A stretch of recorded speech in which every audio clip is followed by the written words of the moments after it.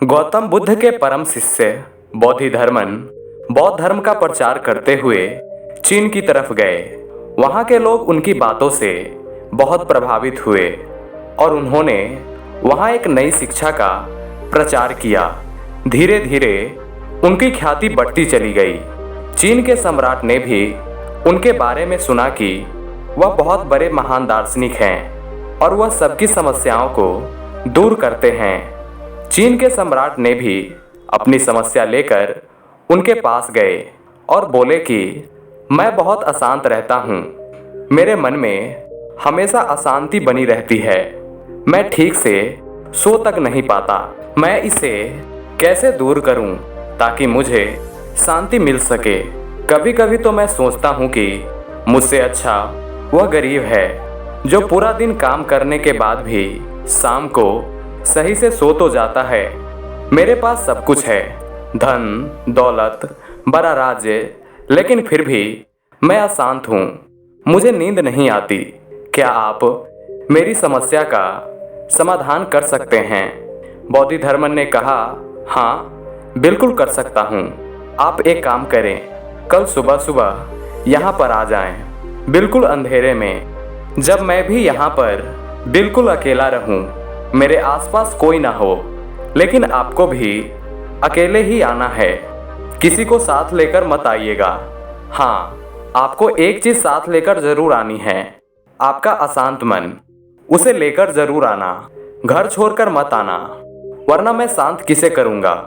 सम्राट ये बातें सुनकर घबरा गया और सोचने लगा कि ये तो कोई पागल लगता है। ये मुझे अशांत मन साथ लेकर आने के लिए कह रहा है और अपनी बड़ी बड़ी आंखों से ऐसे घूर रहा है जैसे न जाने क्या देख लिया हो। सम्राट घर को चला गया, लेकिन अब वह और भी ज्यादा अशांत हो चुका था। उसने सोचा था कि वह कोई संत होगा, ऋषि होगा, जो अपने तंत्र मंत्र से उसे ठीक कर देगा। लेकिन ये तो बिल्कुल बेकार की बातें कर रहा है। कोई अपने मन को भला घर पर कैसे छोड़ सकता है? सम्राट पूरी रात सो नहीं पाया। उसे बार बार बोधिधर्मन की बड़ी बड़ी आंखें परेशान करती रही और वह सोचता रहा कि उसे उस पागल आदमी के पास जाना चाहिए कि नहीं।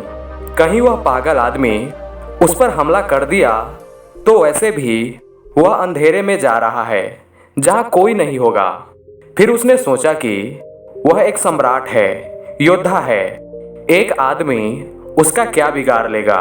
वह पूरी रात यही सोचता रहा और अगले दिन सुबह सुबह ही निकल गया, क्योंकि वह बोधिधर्मन से बहुत प्रभावित भी था। जब वह वहां पहुंचा तो उसने देखा कि बोधिधर्मन अपनी झोपड़ी में एक डंडा लेकर बैठे हैं। उसने सम्राट को देखते ही कहा, आ गए तुम, अपने अशांत मन को साथ लेकर आए हो ना। आज मैं उसे ठीक करने के लिए ही यहाँ डंडा लेकर बैठा हूँ। सम्राट ने कहा, वो कोई ऐसी चीज़ नहीं है जिसे मैं साथ लेकर घूमूं और आपको दूं, वह मेरे अंदर है। बोधिधर्मन ने कहा, अच्छा, बहुत अच्छे, तो अपनी आंखें बंद करो और उस अशांत मन को अपने अंदर खोजो, और जैसे ही वह तुमको मिलेगा तुम आंखें खोल लेना और मुझे बताना। मैं उसे इस डंडे से ठीक कर दूंगा। सम्राट को विश्वास हो गया कि वह एक पागल व्यक्ति के पास आ गया है। फिर भी सम्राट ने आंखें बंद की। उसने चेष्टा करने की बहुत कोशिश की और वह बहुत भयभीत भी था, क्योंकि बोधिधर्मन अपना डंडा लेकर पास में ही बैठे थे।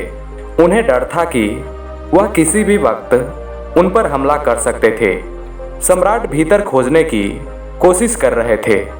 उसने सब जगह खोजा, प्राणों के कोने कोने में खोजा, खूब खोजा कि कहाँ है अशांत मन, और वह उसे जितना खोजता वह उतना ही उसे दिखाई नहीं देता।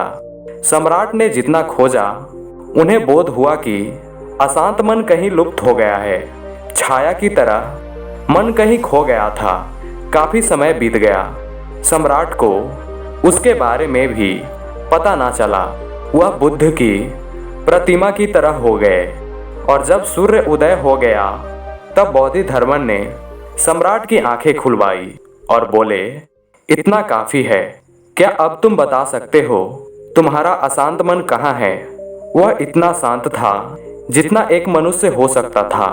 उसने अपना सर बोधिधर्मन के चरणों में रखा और कहा, आपने मेरा अशांत मन शांत कर दिया। सम्राट वेव ने अपनी आत्मकथा में लिखा है कि यह व्यक्ति अद्भुत है, चमत्कारी है। इसने कुछ किए बिना ही मेरे अशांत मन को शांत कर दिया और मैंने भी कुछ नहीं किया, बस अपने मन के भीतर गया और उसे खोजने की कोशिश की कि मन कहाँ है। निश्चित ही बोधिधर्मन ने सही कहा है, पहले खुद को खोजो और जब तुम खुद को खोजते हो तब तुम्हारे सारे उत्तर खुद ही मिल जाते हैं और कोई भी प्रश्न शेष नहीं रहता। दोस्तों, आपने इस कहानी से जो भी सीखा उसे कमेंट में लिखकर ज़रूर बताना। धन्यवाद।